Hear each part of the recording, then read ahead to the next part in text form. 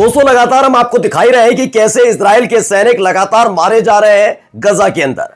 जो बचे कुचे हैं वो कर रहे हैं सुसाइड। कई ऐसे सैनिक हैं जो अब गजा में युद्ध लड़ना नहीं चाहते। इजराइल की जनता चाहती है कि अब युद्ध रोक दिया जाए। बेंजामिन नेतन्याहू अपनी कुर्सी बचाने के लिए अलग अलग जगह इस युद्ध को जारी रखना चाहते हैं, लेकिन इन सब के बीच जब गृह युद्ध जैसे हालात और बेंजामिन नेतन्याहू के खिलाफ गुस्सा इजराइल में पनप रहा है, तो एक महिला नेतन्याहू के इतने करीब पहुंच गई कि हत्या की वारदात को अंजाम देने वाली थी। जी हां, आज की बड़ी खबर आपको दिखा रहा हूं। बेंजामिन नेतन्याहू की हत्या होने वाली थी, समय रहते कैसे भी इस महिला को रोक लिया गया, वरना यह खबर पूरी दुनिया में फैलने वाली थी कि बेंजामिन नेतन्याहू नहीं रहे। यही नहीं, आज आपको खबर दिखाने जा रहा हूं कि कैसे एक और बड़ा अटैक इजराइल के सैनिकों पर गजा के अंदर हुआ है, जिसमें कई सैनिकों की मौत का दावा किया जा रहा है। खबर निकल कर आई है वेस्ट बैंक से भी, जहां वेस्ट बैंक में इस जुलाई के अंत तक कैसे भी करके उसे अपने कब्जे में लेने की कोशिश इजराइल कर रहा है। और दिखाऊंगा कैसे सीरिया में एक बड़ा हमला करके इजराइल ने अमेरिका को और खुद को फंसा लिया है। नमस्कार, मैं हूं प्रज्वल गौतम और आप देख रहे हैं the live TV. The live TV, सच सबसे आगे। शुरुआत इस खबर के साथ कर रहा हूं, बड़ी खबर है आज की। देखिए, एक महिला को गिरफ्तार किया गया है। एल्डरली इजरायली वुमेन, स्पेशली ये पढ़िएगा, फिलिस्तीनी महिला नहीं, इजराइल की एक महिला को, बुजुर्ग महिला को गिरफ्तार किया गया है जो प्लॉटिंग कर रही थी टू किल नेतन्याहू। ये रिपोर्ट निकल कर आई है, इसने पूरी प्लानिंग सेट कर ली थी। ये बुजुर्ग महिला के संपर्क में कौन कौन है, अब ये देखा और परखा जा रहा है, जांच की जा रही है। खबर यह है कि एक बम धमाका करने की पूरी तैयारी थी, जिसकी चपेट में बेंजामिन नेतन्याहू आ सकते थे। समय रहते बचा लिया गया बेंजामिन नेतन्याहू को, वरना एक बहुत बड़ी खबर आती कि बेंजामिन नेतन्याहू नहीं रहे। ये मैं नहीं कह रहा, प्रेस टीवी खबर है। देखिए, गिरफ्तार किसने किया है? शिन बेट ने गिरफ्तार किया है। शिन बेट कौन है, पहले समझिए। शिन बेट है दरअसल दो तरह की खुफिया एजेंसी इजराइल में काम कर रही है।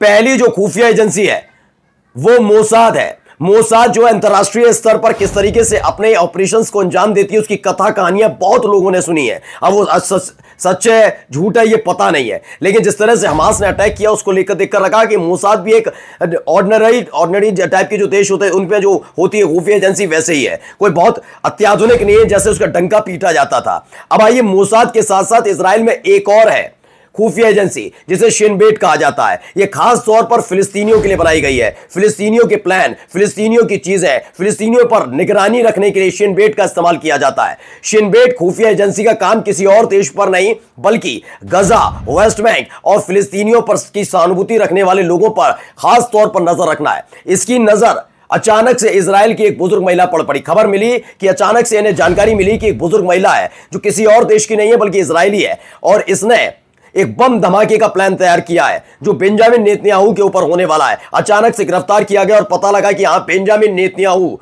अगर थोड़ी देर और होती तो बेंजामिन नेतन्याहू पर बड़ा हमला हो सकता था। यह खबर निकलकर सामने आई है। चलिए अगली खबर आपको दिखाने जा रहा हूं। 25 Israeli soldiers killed and wounded east of Rafah. खबर निकल कर आई कि ईस्ट ऑफ रफा यानी कि गजा के रफा इलाके में कसम ब्रिगेड ने जो हमला किया उसमें 25 इजरायली सैनिक मारे गए। इससे पहले खबर हमने आपको दिखाई थी 15 दिन पहले 26 इजरायली सैनिक मारे गए थे।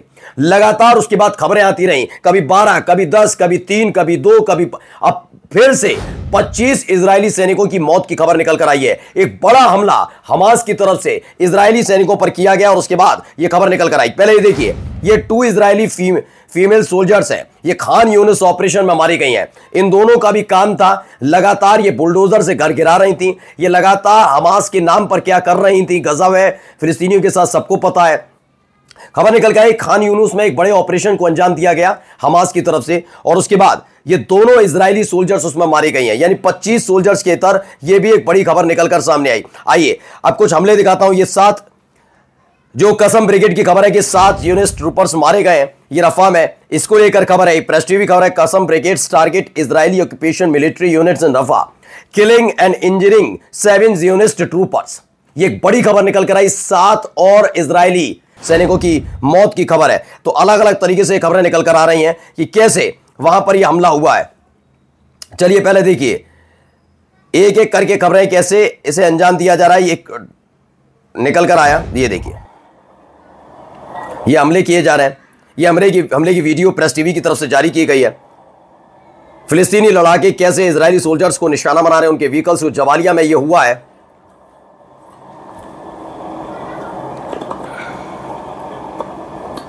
अब सोचिए, खान यूनुस, ये जबालिया की वीडियो आपको दिखाई रहा हूं, और इसके अलावा रफा, वहां पर भारी नुकसान इजराइल को उठाना पड़ा। वीडियो देखिए। अब एक एक करके स्नाइपर्स बैठे हुए हैं जो अटैक करते हैं, मार गिरा रहे हैं, न्यूट्रलाइज किया जा रहा है इजरायली सैनिकों को कैसे, इसमें आप देख सकते हैं। ये एक एक करके तस्वीरों के जरिए, वीडियोस के जरिए इन्होंने बताया है कि भारी ये हमला, बड़ा जबरदस्त हमला इनके ऊपर किया जा रहा है। अब चलिए, एक और खबर निकल कर आई इजराइल के सैनिकों से जुड़ी हुई। Canadian soldiers who served in the Israeli army fear prosecution after Canada opens a war crime investigation. Times of Israel है।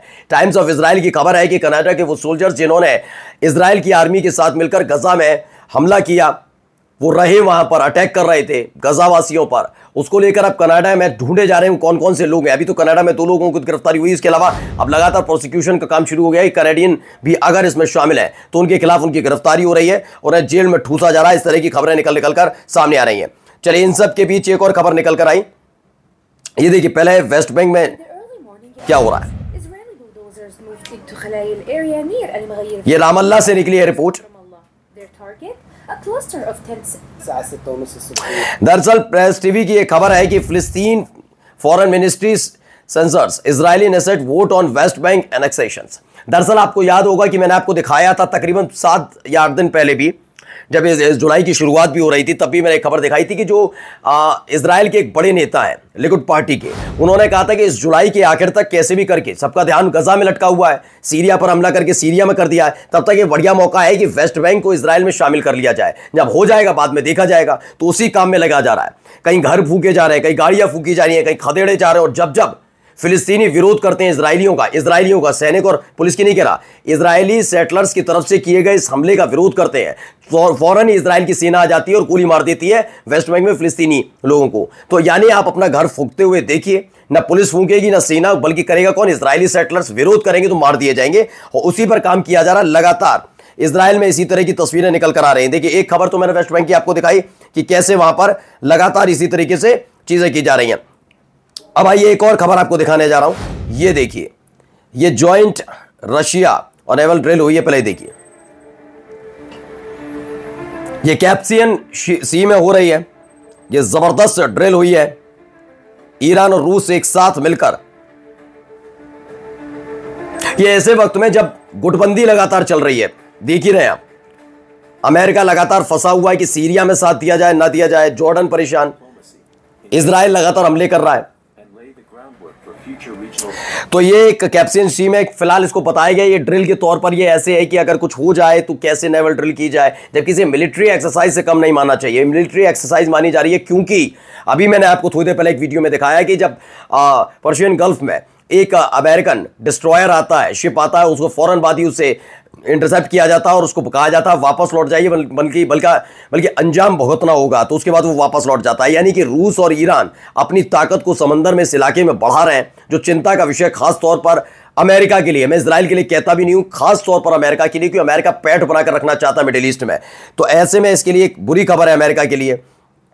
अब देखिए एक खबर और देखिए सीरिया में क्या हो रहा है।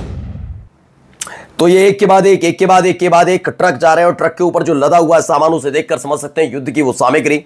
अब ये कहां से आ रहे हैं? दावा किया गया ये सीरिया पहुंच रहे हैं, तुर्की से आ रहे हैं। अब सोचिए तुर्की में क्या समीकरण बन रहा है। तुर्की में 3 डायमेंशन काम कर रहे थे, ईरान और रूस वाला जो असद वाला है, ठीक है, उसके साथ अल जुलानी अमेरिका और इजराइल, ठीक है। अब जो लड़ाका संगठन है उसमें तुर्की के लड़ाके भी हैं सीरिया में, तो वो, लेकिन अब ये सीधे जो डिलीवरी हो रही है हथियारों की तुर्की की तरफ से सीरिया की सेना को भेजी जा रही है। क्या अल जुलानी अब अमेरिका और इजराइल से दूर हट गए? क्योंकि अमेरिका कभी नहीं चाहेगा कि किसी और देश से, सीरिया या कोई भी देश जो उसका साथी देश है, वो हथियार खरीदे, सिर्फ अमेरिका से खरीदे। अमेरिका सबसे बड़ा हथियारों का निर्यातक देश है और यही वजह है वो हर जगह युद्ध चाहता है। ऐसे में अमेरिका को हटाकर इन्होंने तुर्की से हथियार खरीदने शुरू किए हैं। और हाल ही में खबर आई अरब लड़ाकों के साथ मिलकर HTS के अल जुलानी के लड़ाके भी हमले कर रहे थे इजराइल के समर्थित ड्रूज मिलिटेंट्स पर। क्या अल जुलानी ने अमेरिका और इजराइल से बगावत कर दी है? अब तुर्की के सहारे वो अमेरिका और इजराइल को आंखें दिखा रहा है। तुर्की इसलिए जरूरी है क्योंकि तुर्की नाटो का सदस्य देश है, तो अमेरिका ज्यादा कुछ कर नहीं पाएगा। एक समीकरण बदलता हुआ इसमें नजर आ रहा है। चलिए एक खबर और आई, इसमें जो दावा किया है, इसमें बताया गया है Israeli war plane carry out fresh aerial aggression, यानी कि हवाई हमला किया गया है। ये सीरिया, सेंट्रल सीरिया में होम्स इलाके में किया गया है। होम्स जो राज्य है वहां पर यह हमला सीरिया में इजराइल ने कर दिया है, जिस पर अरब लड़ाके भड़क गए फिर से कि क्या हो रहा है। और जाते जाते देखिए, Brazil to officially support South Africa's genocide case against Israel at the ICJ।